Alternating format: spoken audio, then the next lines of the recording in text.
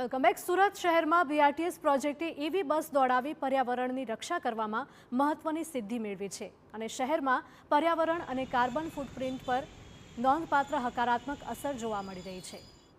તો એસએમસીએ બીઆરટીએસના તમામ 13 રૂટ પર દોડતી કુલ 352 ડીઝલ બસોને સંપૂર્ણપણે ઇલેક્ટ્રિક બસમાં રૂપાંતરિત કરી દીધી છે, જેના કારણે વાર્ષિક 18 લાખ લીટર ડીઝલની બચત પણ થઈ રહી છે। સાથે દર મહિને 200 ટન કાર્બન ડાયોક્સાઇડનો ઘટાડો નોંધાયો છે।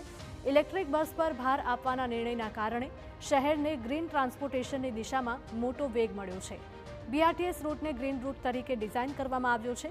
એસએમસીની આ નવતર પહેલને કારણે હવે દૈનિક હજારો લીટર ડીઝલની બચત થઈ રહી છે, જે સીધી રીતે શહેરી પર્યાવરણને ફાયદો પહોંચાડી રહી છે।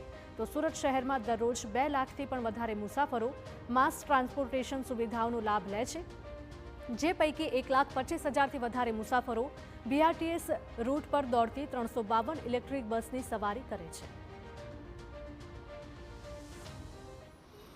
આ ઇલેક્ટ્રિક બસ આપણે દોડવાના કારણે સુરત શહેરની અંદર આપણે 200 ટન કાર્બન ડાયોક્સાઇડ જ્યારે શહેરની અંદર જો ઘટ્યો છે, બહુ મોટી વાત છે।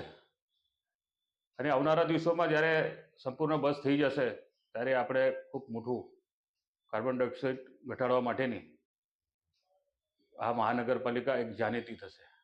સુરત શહેરની અંદર ઔદ્યોગિક એકમો અને ક્યાંક વાહનોના કારણે પ્રદૂષણ વધી રહ્યું છે, ત્યારે બીજી બાજુ સુરત મહાનગરપાલિકા દ્વારા જે પ્રયત્ન કરવામાં આવી રહ્યા છે કે પ્રદૂષણ કઈ રીતે ઘટી શકે તેનું ઉદાહરણ છે તે સુરતમાં જે દોડતી બીઆરટીએસ બસ। સુરત બીઆરટીએસ બસમાં એવી બસો જે દોડાવવામાં વાર્ષિક 18 લાખ લીટર ડીઝલ જે બચત થઈ છે। એસએમસીએ બીઆરટીએસના તમામ જે 13 રૂટ ઉપર દોડતી 352 જે ડીઝલ બસો છે તે સંપૂર્ણ રીતે ઇલેક્ટ્રોનિક બસ જે રૂપાંતર કરી છે ને તેના કારણે વર્ષે દિવસે અનેક કાર્બન છે તે બચી રહ્યું છે, પ્રદૂષણ બચી રહ્યું છે ને ઇલેક્ટ્રોનિક બસ છે તે લોકો માટે કંઈક ને કંઈક ફાયદાકારક છે અને સાથે શહેરીજનો માટે, કારણ કે મહિનાના 200 ટન કાર્બન ડાયોક્સાઇડનો જે ઘટાડો છે તે સુરત શહેરમાં નોંધાયો છે।